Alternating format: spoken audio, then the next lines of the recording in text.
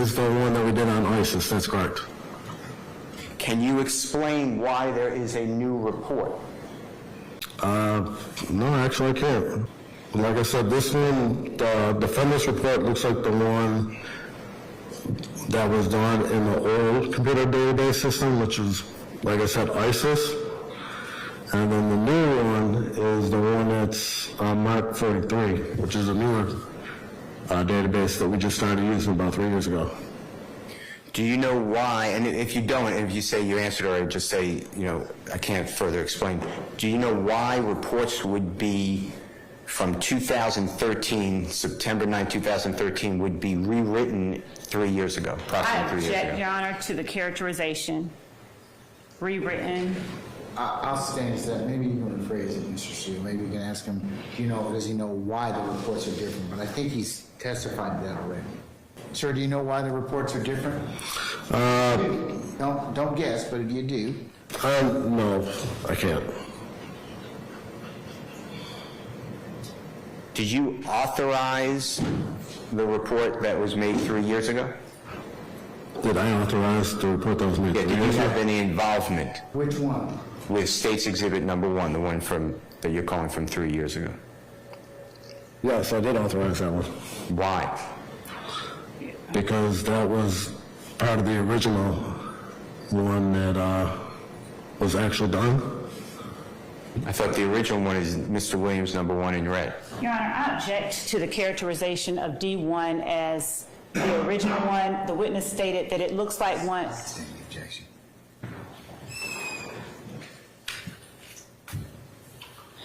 What is D1? Well, it's not. D1 actually has some written stuff on it that is not similar to what is in State Exhibit 1. Okay, so what is D1? D1 is, Williams 1. it looks like it appears to be a fraudulent report as compared to the State's Exhibit 1. How is it fraudulent? Well, there's numbers written on Defendant's Exhibit 1. There's some numbers written on it where it says, I notified CID Unit 5533, investigated by net. There's some numbers written between the investigator and the Barnett. Who wrote that It number? says 4383. Not me. Who wrote that number? Not me. Okay, do you know when that number was written? No. Now, you're talking about on the fourth line up from the bottom in the center? That's correct. And it looks like, to me, somebody's handwriting? That's correct. Okay. You don't know who wrote that, do you? No. Besides, do you know when that was written on this report? No. Okay. Why? Because you are trying to testify about something that is not, that you don't have the ability to do so. I'm making a proffer. Move off of this point. I'm making a proffer for the appellate court. That is not the proper way to make a proffer. Why? Because you are proffering something that you know is not attributable to the state or anybody else. You don't know how it's attributable to who. So until you do that, I will accept the document as submitted at this point in time for identification. I'm not going to admit it at this point. This is the second time I'm telling you this. But if you go ahead and get somebody to come in here and you can tell me how it was, how it was in fact altered or changed, then I'll admit it at that point in time. Now, there is a lot to get to with that and everything like that. I would have put it on the main channel, but I figured I'd give y'all this one because it'll probably blow the channel up a little bit more. Bruh, that cop on there lying. Flat out. And this is what I be trying to tell y'all. What they give y'all in the reports and everything like that, until it's actually signed, then that's when you know the truth. So when some of y'all come out and y'all say certain things and all that stuff and everything like that, bruh, until it is signed by people, we're talking about the victims, we're talking about the actual cops and all that, because the cops can write whatever they want in their first report. Y'all niggas want to argue that with me, but you just seen it just now in plain view. That cop is lying. Because what happened was that they said, oh, we seen the gun flat out on the dashboard when Young Thug got pulled over. Turns out, no, that gun was actually in the center console. But why would that, you know what I'm saying? Why is that a problem and all this stuff and everything like that? Because eventually what's going to end up happening was Young Thug should have been pulled over and given a ticket. But they decided to say, nah, F all that. We're going to run through your whole entire stuff and everything like that. This is what they're fighting for. So when you have people who want to decide to say, these niggas is guilty, these niggas is guilty, these niggas is ratting, these niggas is telling, these niggas is snitches, and all that stuff, it's the final draft. Because no matter what niggas say, anything can be said. This is why you have niggas on YouTube right now flat out saying, yeah, bruh, we took it to trial, and it turns out that whole entire document was fake. So let's understand what happened. Young Thug gets pulled over, gets found with a gun, gets found with some oxycodone and everything. No, with some Xanax, pardon me. Gets caught with some Xanax, right? And then they're like, oh, well, he's already a felon and all this stuff and everything like that. They decide to rip the car apart. They find a gun that was stolen and all that stuff and everything like that. Thug say, that's not mine. It's my homie's gun. The cops say, what homie? He like, whatever. He don't give anybody's name. He just say, my homie. So that changes the charge from a stolen gun to receiving stolen property. See, some of y'all niggas believe just because you said something to the police mean that you're a rat, which is really supposed to be, what did you say to the police? So y'all gonna see this and be like, Sadie Nash saying Young Thug is a snitch. I'm not saying that. Young Thug turned the charge from stealing a gun to receiving stolen property. 2 different damn sentences. As far as when it comes to sentencing, what you gonna get. So Thug just said, my homie gave it to me. He ain't get no description of nobody and nothing like that. You can do that. But to the fact of the matter is, they're going to try to make sure, one, that charge basically gets dropped. But Brian still messed up because what he brought, he thought automatically was good because it came from Fulton County. It came from Atlanta PD. That's what he thought, and he thought it was good because he's like, man, look, I got this from the niggas that you work for. It's supposed to be good. The judge's like, first off, you didn't even submit it the right way. And that's where the shouting match gets involved and everything like that. Was Brian still wrong? He tried to slick one in there. He shouldn't have did that. I know niggas is going to be like, nah, the judge shouldn't be doing this or doing that. Nah, Brian still is slick. Period. This is how this nigga wins his cases, is by being slicker than the last person. But the problem is, DA Love over there, she actually real good at her job. Even though she did interrupt the nigga while he was giving a speech and asking the judge not to let her interrupt him, and then she just proved his point. But either way, that go. Reached out to John Phillips, the attorney representing YNW Juvie, who represented by his mother, Leandra Phillips, via direct message to clarify why there are so many defendants in the wrongful death suits. Here's Phillips' reply.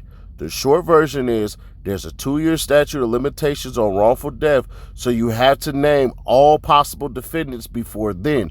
This case has obviously been stuck in criminal court with everyone taking the Fifth Amendment. Everyone we named is discussed in our complaint, but in short, everyone was either there or implicated with the possible crime or cover-up. The defendants mentioned in the lawsuit are YNW Melly, YNW Borland, James 100K Track Francois, 100K Management, Jamie King, Adrian Davis, Trevon Glass, Frederick Fredo Bang Givens, Jacoby Mills, and Dontavius YNW Taliban Withers. Arbitration has been postponed to January 2024.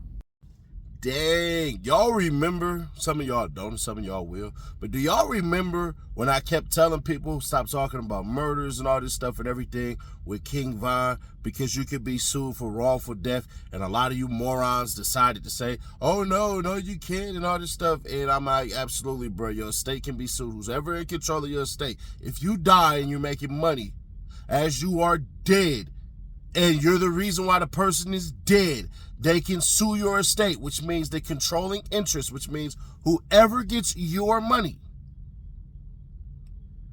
But either way that goes, yeah, 100% the reason why everybody is brought up in it, because they don't know. this could be a conspiracy. This could be a cover-up. But what ends up happening is the lawsuit gets dropped from certain individuals and all that stuff. Did Fredo Bang really have anything to do with this? Highly doubtful. I doubt it highly. But what I will say is this. If he did, then he gonna get sued. See, one of the things that people forget is you go through criminal stuff and then you go through civil stuff. So when somebody does you something wrong, let's say you was a natural civilian, right? And all this stuff and everything like that. They can get you criminally and say, I want to press charges and all that. Now what happens is the police makes a report and everything like that. You go over it, you look at it, you fix what's messed up, you fix what's good, and then you sign it. The police submit that in the evidence, and then they hold the person against whatever penal code charges may apply. But then what ends up happening is you file your own thing, and you do your own civil suit where you go into the civil court, and then you serve them there. Well, since they're in jail, all you got to do is give it to the jailhouse people and all that and everything like that, and they'll let you know, hey, we'll be sending it to him. He'll be getting it at this time and everything like that. And that's it. But one thing that I want people to understand is, get out your fandom. Y'all don't know these niggas. Y'all obviously don't know rudimentary law. Them is facts. And I'm not talking about the visionaries and stuff like that. I'm talking about the visionaries who gonna send this to the morons who sound stupid like, why would they be suing everybody? Because if you in on it, I'ma sue you too. We don't know what ultimately happened in that car with all them individuals. We have no idea. We have no idea how far the conspiracy goes. We have no idea. But what we can say is there's 2 dead individuals, and since there's 2 dead individuals, bruh, his family deserves their own right to learn what they want to learn, to know exactly what they want to know. And that's pretty much the end of it, because it's too many people on here talking about, yeah, she's just money hungry. She's suing for all this and all that and everything like that. And are y'all upset that this mom is deciding to take some type of legal action? And you took my son, I'm gonna take your funds. Where's the problem in that at? I'm just trying to understand people, but it is what it is, man. When people are fans and stuff like that, logic jumps out the window. But y'all let me know your thoughts on that one, bro. Next one. I'm like that for real. What? I'm trying to see what an airplane is. They ain't letting no plane for Brazy. They let a plane for a rat, and they let a plane for Brazy. No, they let a private jet for this brand ass nigga. And what the fuck my jet at? Man, I don't see a goddamn thing. You hear me? Straight Alabama shit what I see, man. I see Alabama shit. I don't see nothing else right now. What in the fuck going on? Y'all done land a plane for this big rat dyke built ass nigga. Sis ass nigga, I'm on your ass. I'm on your ass like booty house, boy. You know that dog. Up back. So you converting over Muslim, boy. Ain't none of that shit finna stop what's going on. Listen, like you converting over Muslim when I come home. Everybody trying to get cool Rollo. They think Rollo finna say in the industry. This what going on, man. Listen, why God, all niggas say. I told y'all 2 things. I said that Honeykomb ain't messing with finesse, and that Honeykomb ain't messing with mob ties. If you need any further proof, there you go. He talking about finesse ratting, bro. And this ain't been no... It wasn't Jake that initially exposed it. It was his own city. It was his own city. It was his own hood. It was his own people. It was his own codees. Like, bro, these things happen. It is what it is. Now, finesse... If I'm finesse, I'm not saying anything. I'm not responding to none of this stuff because obviously it ain't stopping you. You still keep putting out dope-ass music, so don't nobody necessarily care. None of that stuff. Now, if you was somebody on a bigger level and all that, then absolutely people would care. I know if it was me, niggas would have made 1,500 videos. But it really doesn't matter as far as it comes to finesse. Now, with mob ties and all that stuff, I don't want to reveal it. I'll let Cuz reveal it. But basically, there's some rumblings and stuff like that between HONEYKOMB Brazy, James Prince Sr. and James Prince Jr. It's a business thing. So it is what it is on that behalf. But I would tell y'all this. HONEYKOMB Brazy coming home and dissing niggas and all this stuff and everything like that, especially in Alabama. It's the king of the hill type of mindset. It's the older mindset of this is my city, this is my state, y'all niggas can't rap like that and all this stuff. No Cap is a dope rapper, true story. But at the same time, No Cap deleted all his messages, unsent them all and all that stuff and everything like that, which is crazy, but whatever. But I will say it this way, man. As far as HONEYKOMB Brazy goes, bruh, I would just tell you, bruh, stick to the music. Do your play, make your runs, do your media runs, put out something right now, you trending in the news and all that stuff. Do you need a first day out? I think personally he should switch it up and put out something completely different instead of a first day out, because that trend, I ain't gonna hold you, Rollo kind of ruined it, bruh. Like, he just did. And I ain't dissing Rollo or nothing like that, but Rollo, that should have been done way differently, way completely differently. But whoever rocking with it, this is my one individual opinion. If niggas want to talk to me about it, they can holler at me about it. We talking about everybody.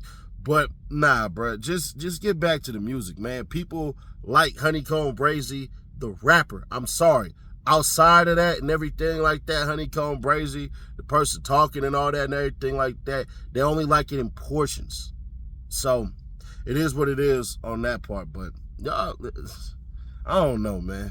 I don't know.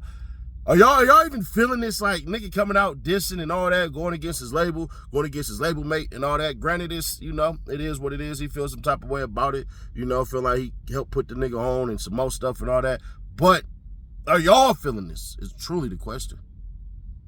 And what I called you for? Yeah, I called you for some money. I made you. You didn't make me. Right? I called Ray Ray and everybody else. I'm supposed to. Who the fuck else am I supposed to call? What the fuck is the matter with this generation and you kids, man? Y'all are Angie knew what she was doing. She don't like me. Angela Yee knew what she was doing. She don't like me. But you had no problem with disrespecting the fucking man that brought you here. I had you. You didn't have me. My career, I did fucking things. Amazing things. I'm proud of what you're doing, but Coy, you ain't done this shit or made the money that I made. You couldn't walk in my fucking Adidas for an hour. How can you get on here and say that you're a clout? I'm using you for clout. Coy, your first record was disrespecting me. Your first record that Universal allowed was you disrespecting your father. In that narrative of me not being there and you had to come out and sell drugs and you had to overcome all these obstacles. No. You was bad. Your mother sent you down to live with me in Atlanta. You couldn't cope with that because I wasn't going for the shit that she goes for and went for. So I don't know if there was some anger because of that. But that's all how I knew to be a father. How am I using you as a clout kid? Do you know, Coy, when me and your mother broke up, the $800,000 new house in Upper Saddle River, not Saddle River, we moved from the mansion to Upper Saddle River. Remember, I got indicted by the feds and I lost everything. I got indicted by the feds and I lost everything. Now, I go back to the street. Fuck the music industry. The street is there for me. I take my right back to Boston or any block in this country and get it. Because that's what I did. For real. But we started Hip Hop Weekly. We moved on. I moved to Miami. But I gave your mother... I never thought I would say this, but pray for Benzino, man. This nigga is losing it. This man is losing it. Bro, why in the hell are you doing this?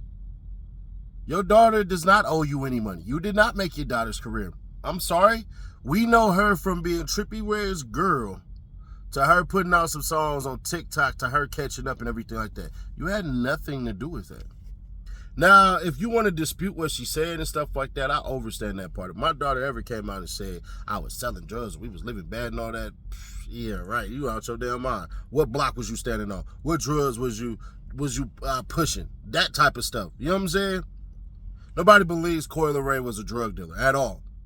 At all. She might have had some drugs on her, and people that she was hanging out might have bought some drugs off of her. That's at max, but she getting robbed out there. She ain't thugging like that. Like, she like 5'3", 100 pounds. Niggas would have, give me that. Unless she was a mule and she was running around and dropping stuff off for niggas who had a name and stuff like that. That's about it. Them the only scenarios that I see. But you even said it yourself. You said that your daughter did not live with you for a while. So how do you know the living conditions? You said you went to the feds and all that stuff and everything like that. How do you know the living conditions? See, the problem with people like you is when y'all talk, y'all give people an out. So maybe you did take care of her and all that stuff. And I have teenage daughters, bro. One's more rambunctious than the other. Overstood. But one thing for certain, two things for sure. Kids are like that by nature. They're going to be rebellious, especially a teenager. So like I said before, and I said it again, you got to learn to love your children despite the BS. Not saying take disrespect or nothing like that. Stand on your square, but there's a level of maturation that comes with you being a 50-something-year-old man opposed to her being a 20-something-year-old woman. It just is. There's levels to this. You should know how to operate. But if you don't, let me help you out, Benzino, because I know you're watching this. How about this? Instead of bringing up Angie Martinez and Angela Yee and all this stuff and everything like that, don't worry about them because they don't matter. How about this? You just say, I don't know what my daughter was doing at this age and this age because I wasn't there. When I was there, here's what she was doing. That way, she could say, well, I was doing this in front of you. You're a damn lie. That's all. But also, Brett, nobody really cares. You're making this about you, and you are clout chasing. Is she clouting off her dad's name? In a sense, yeah. You mad at Busta Rhymes for having your daughter around her and stuff like that, but you're not going to check your daughter? When you go to the strip clubs and stuff like that, if you ever took a picture with a stripper and stuff like that, if somebody daddy said, hey, bro, don't be doing that with my daughter, what you going to say? Well, that's her place of business. So is music. A music video is her place of business. All you had to do is just say, I disapprove. But Benzino is one of the worst type of individuals because when you make it about you and you're not being all the way truthful or you're not coming with a level of understanding, you're lost. And that's the unfortunate part. I don't know what Benzino's going through. I looked at that man's fingers. They look horrible. Look at his fingers, bro. Like, these are my fingertips, bro. They don't do like how his does. His got like some little balls and stuff like he's E.T. or something like that, bro. It's kind of bad. But end of the day type vibes. Cause this don't look good for you. It make you look bad. It make you look stupid. And it make you look weak. Just tell your daughter you love her and just defend whatever it is that you're trying to defend. But throwing other people up under the bus ain't gonna work. Telling us that your daughter owes you money and all that from her career is insane. I wouldn't care if you gave your daughter $1 million. She does not owe you. We don't owe our children. I mean, our children don't owe us anything with the exception of a grandchild. That's at max. At max, your children owe you a grandchild. But other than that, that's it.